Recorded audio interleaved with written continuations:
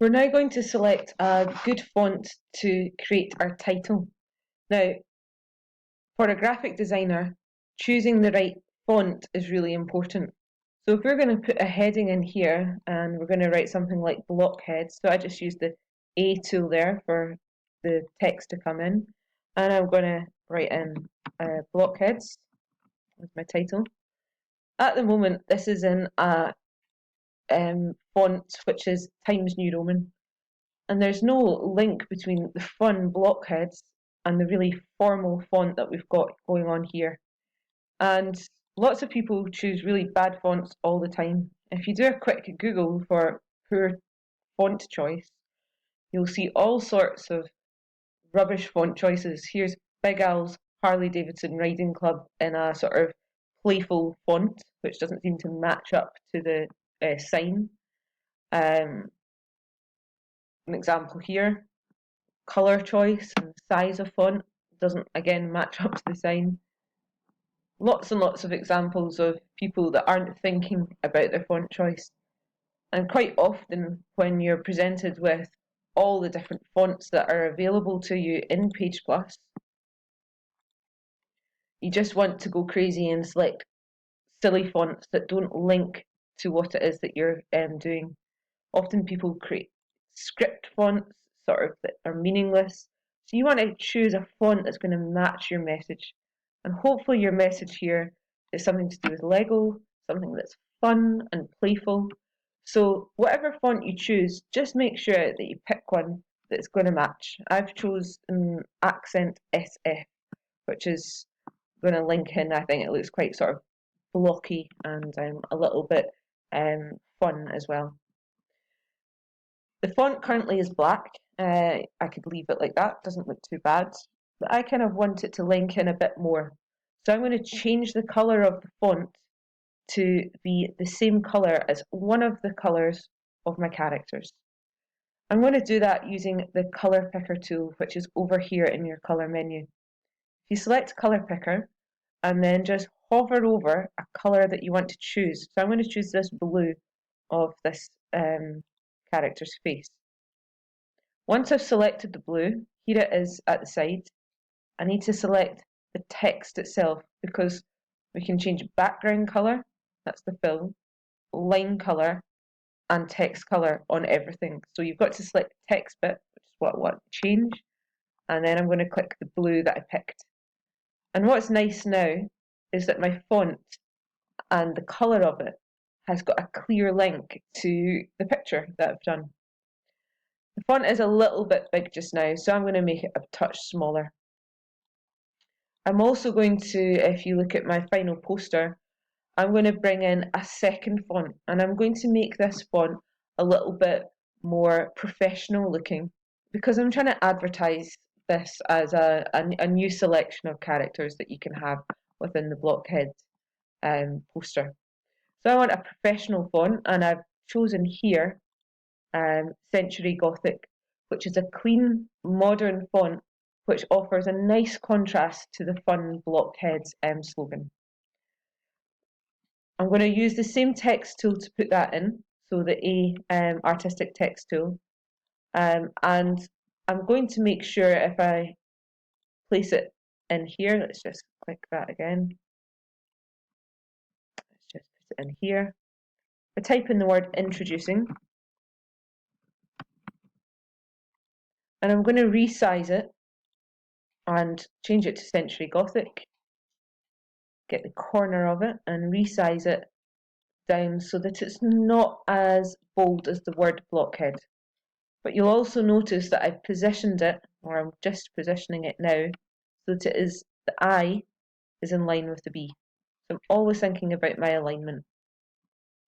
Both of these are too big, so I'll select them both, and I'm going to make them smaller. I'm going to drag them and place them nicely into my advert.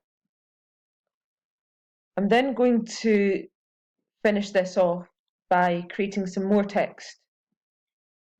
I'm going to bring in here a little end of a little tagline. This says new for 2019. I used the same font as I did before, Century Gothic, so it matches. And to make it stand out, I just selected this part and made it bold. This is quite a common thing that you'll see in lots of good graphic design, where you've got a modern font like this, and you have some of it in a lighter style, and some of it in a heavier style to make it stand out and contrast. Now, to complete our poster, we're going to add in names for each of our characters. You decide what you want them to be. It might be what emotion they have in their face, or it might just be a fun name for them. I'm going back to this publication here to show you. I've got my names all at the side now, and make sure that you make them all the same font and that each of them is the same point size. So you can make sure that the point size is the same here. So I've chosen 18 point size, which is quite big when you zoom in fully on A4 paper. I'm going to take each one and I'm going to position it next to the character. So let's take the evil one here. This one belongs to this character. Now I want this word to be on its side, so I'm going to rotate it. And you can do that with this button up the top. Rotate left and it will flip to its side. And if I zoom in here, I want to position this so that it's in line with the base of this character. I can match it up like that. And quite a good thing to do is actually bring in a guideline. This is an invisible line that designers use a lot to match things and line things up to. If I go to the ruler up here, click it and drag down, a line will appear, a red line. And I'm going to put that on the base so that I can visually see it and snap things to it. So I can take this name and I can make sure that the E is absolutely bang on with the line itself. So if I select that and use my arrow tool to put the word up and down. If the line didn't appear for you, it will be because you don't have this selected under View. So click View, Grids and Guides, and make sure that Guideline is selected and you'll see the red line appearing. Now I'm going to repeat that process for all of the characters' names, and I'm going to place those names next to each person. Okay, so that's all my character names now in place. They're all nicely aligned. And if you want to get rid of these guidelines ever, you just drag them and put them off the page if they're annoying you, or you've got too many guidelines on. I'll show you a little nice tip sometimes that you can do. If I select things, let's select each of these names here. I'm holding down the Shift key while I do this, and I'm going to change the text to white. Now, sometimes that can look quite good, especially if you've got a dark coloured background. So you could play about with colours and decide whether or not you actually like things to be maybe white on a dark background, or in this case, I'm going to keep it as black on a yellow background. I'm going to press undo, but redo there as well. Now, just to finish this off, let's add in some drop shadows. This will make the characters stand out. So over here under styles, you might have pages selected, layers, text styles and styles. Select here, shadows. And then under shadows, you can select any of these. So I'm going to select the first one. And it will put a nice drop shadow, sort of nice blurry drop shadow behind each of the faces. And it really makes them stand out from the background. I'm going to do the same to this word here, once it's selected. Add in a drop shadow as well to it. And it gives it a nice, simple and sophisticated effect. So that's you. You've completed your poster. And the main things that I want you to remember about it was alignment, our colour picking that we used, and our simple use of font choice.